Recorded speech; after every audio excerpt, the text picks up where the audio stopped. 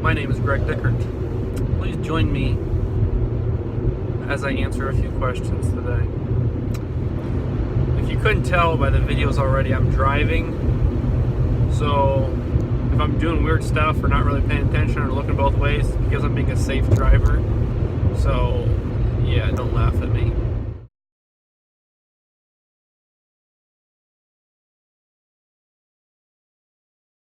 The first thing that I noticed and liked about Taylor, I think, was definitely the fact that she's just a goofball, and you can kind of joke around and kid around with her, and you can just have fun like that.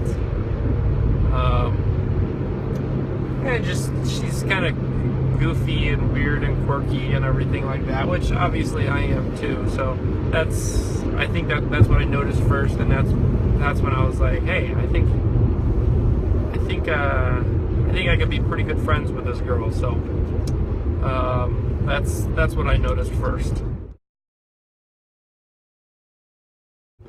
What was Taylor's and I first date? I think that you would get a different answer if you ask her versus me, but in my opinion, which I assume you want my opinion, our first date was it was a big tractor.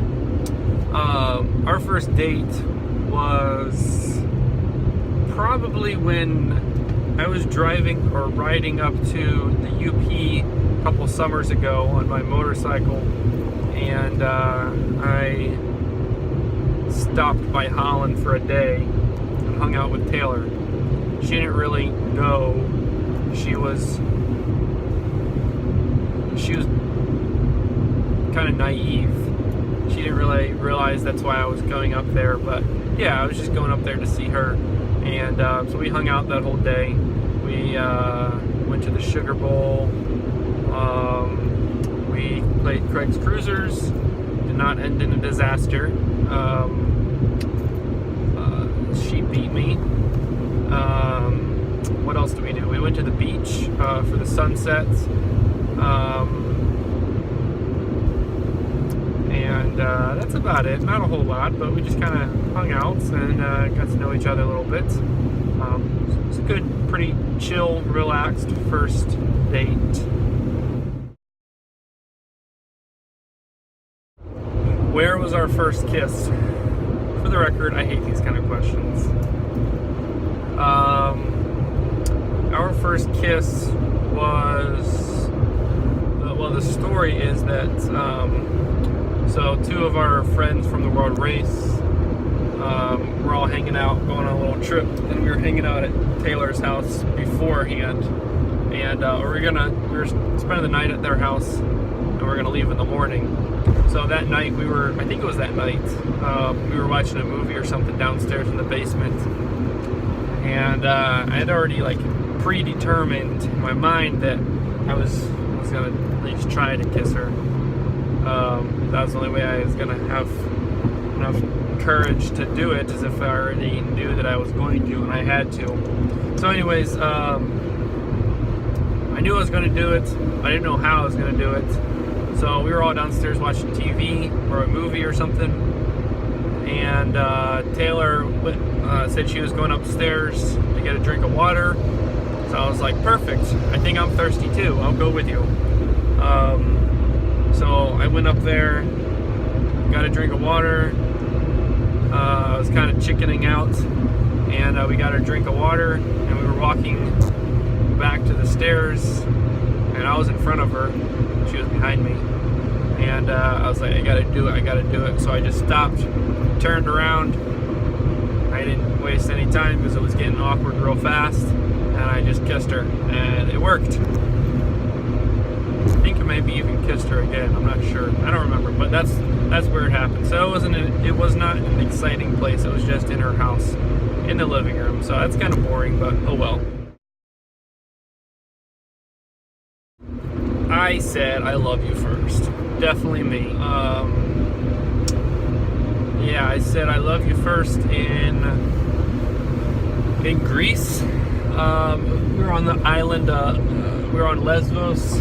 I was sleeping in my hammock out in my balcony, and Taylor was working like the night shift at the refugee camp, and she came back at like, I don't know, 2 o'clock in the morning or something, or no, it was like 11 o'clock at night or something, and she snuck around back of the hotel and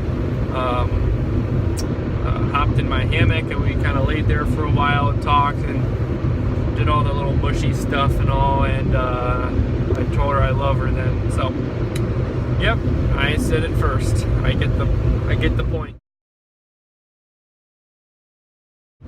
Yeah, how and when did we start dating? That's a kind of a tricky question. I don't know, is the real answer. You could argue it was before we left for the world race, but that we weren't supposed to, obviously. Yeah, I don't know.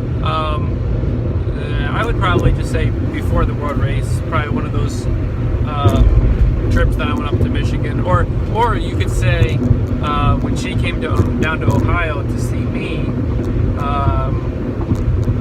That's yeah, down in like Cedarville, Ohio. That's when I first told her that I liked her, and then we actually had a conversation about, oh, we can't technically be dating because of the rules and everything, but that's for the most part when we started dating in the closet, per se. That sounds kind of weird, but yeah, we were secretly dating at that point. So yeah. What's my favorite thing about Taylor? I'm not sure if this is like a serious question or a silly question, but since I'm not really a serious person, I'm gonna choose the silly answer. My favorite thing about Taylor is just all the goofy, weird awkwardness that just oozes out of everywhere. She's just weird, and I kind of like that. I think that's pretty fun, because I'm kind of the same way, and it's fun to find someone who is exactly the same way in that sense. So I just love her goofy awkwardness, because it matches me pretty well. I guess on a more serious answer to that question would be just her tender heart for other people, just how much she cares about others. Yeah, I think that's pretty awesome. Taylor's favorite thing about me, do I suppose? Well, if I had to take a guess, hang on. Sorry, it's kind of hard to see because I don't have a mirror, and you're on my other mirror. So, her favorite thing about me is, well, better be how handy I am, because I'm a true handyman. For instance, how am I recording this? So I'm using my cell phone. I've strapped my cell phone to my rearview mirror using what? A work glove. That's right. I'm using this little drawstring here on this work glove to hold my cell phone. So that's how I'm recording it. That's pretty darn handy if you ask me. When did I know it was love, and when did I know that Taylor was the one? I don't know, it was probably sometime on the world race. I think I kind of slowly made up my mind, and there wasn't like a light bulb moment that all of a sudden I was like, oh, yeah, she's the one. I think it was just like little things here and there that just slowly like affirmed in me that yeah, I think this is gonna work. But I know I finally kind of made up my mind anyways that it was gonna work one way or the other. when I was in Lesotho. Of course, that's when I wrote the infamous note that I read Taylor when I proposed to her. That I told her that I don't know when it's gonna be or how it's gonna happen or whatever, but one day I will marry you. So that was in February of 2016. Yeah, in Lesotho.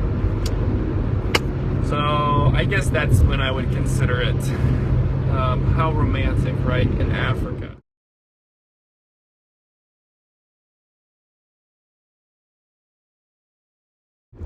My first car was a Ford Ranger.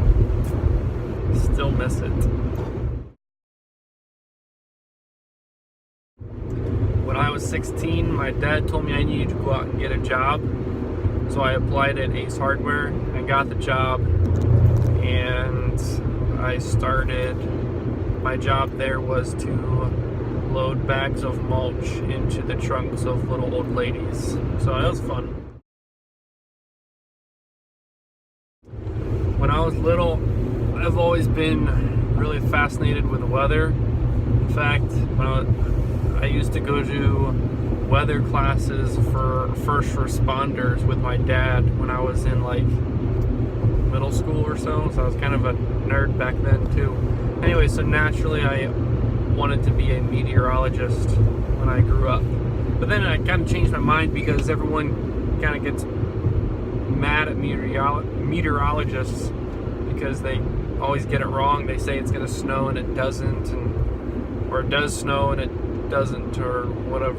Yeah, whatever. Favorite meal: prime rib, mashed potatoes, corn, and rolls for days.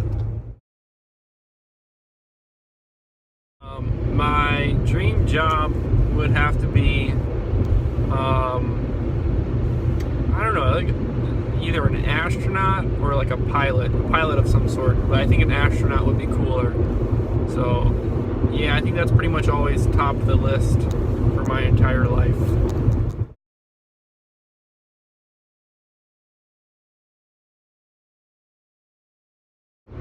What's the most annoying habit about Taylor?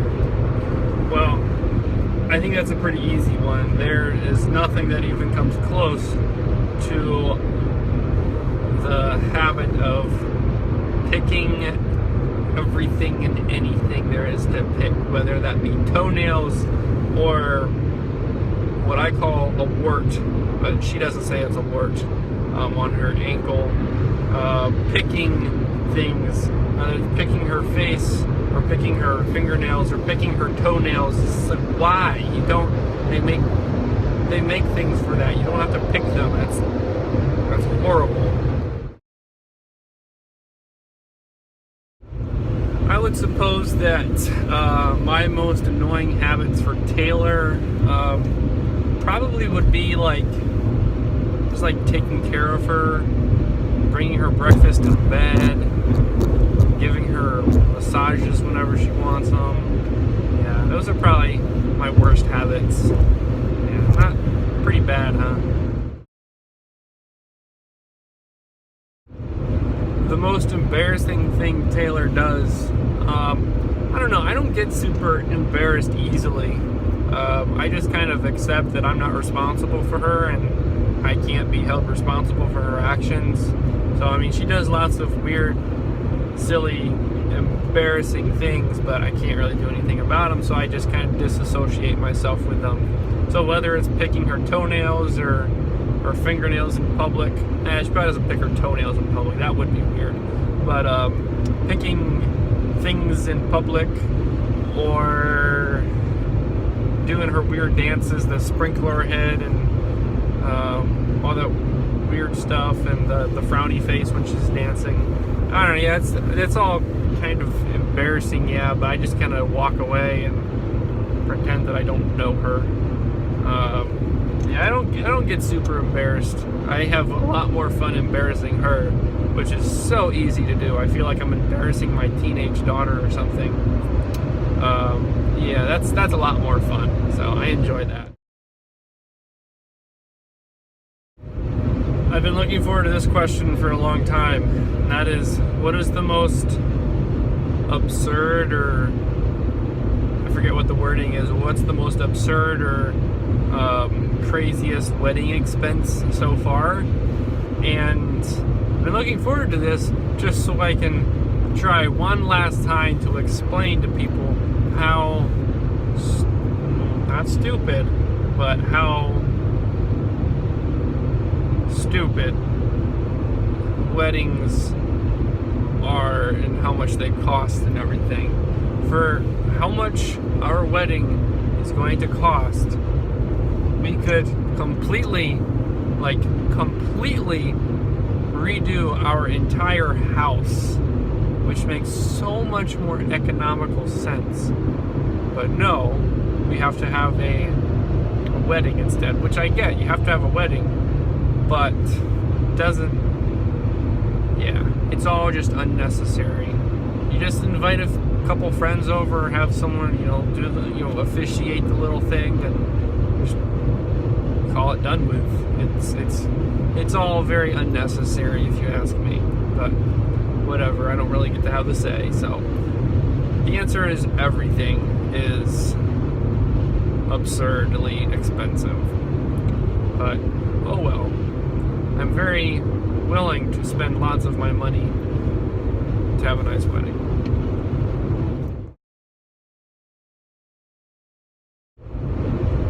In the unlikely event of a fire in our house, I would 100% save my tools before Fen.